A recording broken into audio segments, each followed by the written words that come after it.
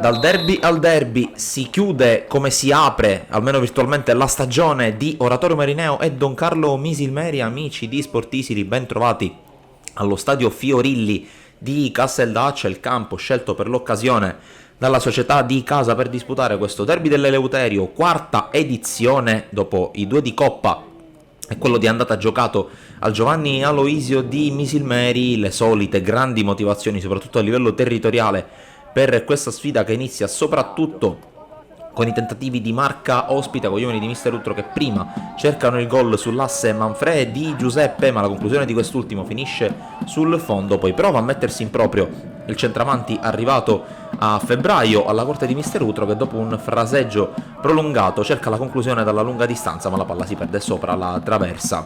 Bisogna aspettare qualche minuto prima della mezz'ora per il primo squillo di marca Marineo, ma la conclusione tentata da Saniongo dopo una dura lotta in mezzo al campo si perde ben sopra la traversa. Decisamente più pericolosi gli uomini di mister Tomasello nelle situazioni successive. Qui il tentativo sul primo palo da parte di Ciancimino sul cross da calcio d'angolo di Azzara, molto più pericoloso è invece Ciccio Maggio. La punizione del numero 11 biancorosso, la spizzata di testa del capitano e il volo di Alessio Zummo a mettere in calcio d'angolo. Si chiude con un altro tentativo da palla inattiva, questa volta per la Don Carlo, colpo di testa di Cerniglia su punizione di Concialdi, palla al lato.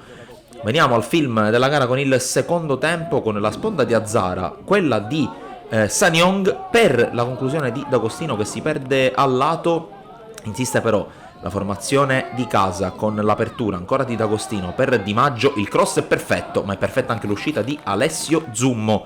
Poi c'è un calcio di punizione per la Don Carlo Misilmeri con la lotta a centro area, la conclusione di Simone Giuliano, ma l'arbitro fischia mentre il difensore va in gol per un fallo proprio da parte dell'ex Marina di Ragusa. Dall'altra parte all'improvviso Maggio per Azzara, per Sanyong, il colpo di testa che si perde al lato a Zummo che sembrava praticamente imbattuto, ma dall'altra parte la Don Carlo attacca e fa male. Mondino per Lucera, per Concialdi, il cross per Stefano Cerniglia e il vantaggio della Don Carlo Misilmeri. Minuto 38, la rete da parte del capitano del misimerese puro sangue che va ad esultare davanti ai suoi tifosi, e poi la dedica per il grande amico Toto Albeggiano per la recente nascita. Ma l'Oratorio Marineo non molla, il cross di Cocuzza, il tentativo di spizzata, poi Azzara mette al centro per Ciccio Maggio che questa volta trova la zampata giusta. Ci aveva provato nel primo tempo, ci riesce nella ripresa e firma pochi minuti dopo l'iniziale vantaggio misilmerese, la rete dell'1-1, l'abbraccio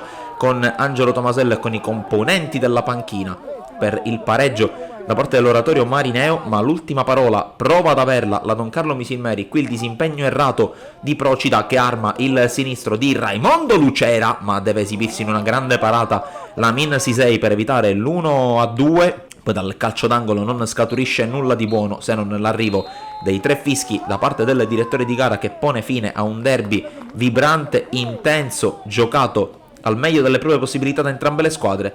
Si lotta come sempre in ogni derby, ma alla fine sono solo sorrisi, sono strette di mano e sono abbracci tra due squadre che ormai hanno praticamente chiaro il proprio destino. Don Carlo matematicamente terza e quindi in grado di giocare l'andata dei playoff in casa, dall'altra parte rischia di terminare senza playoff la pur sempre ottima stagione dell'Oratorio Marineo. E da sportisili.it alla prossima.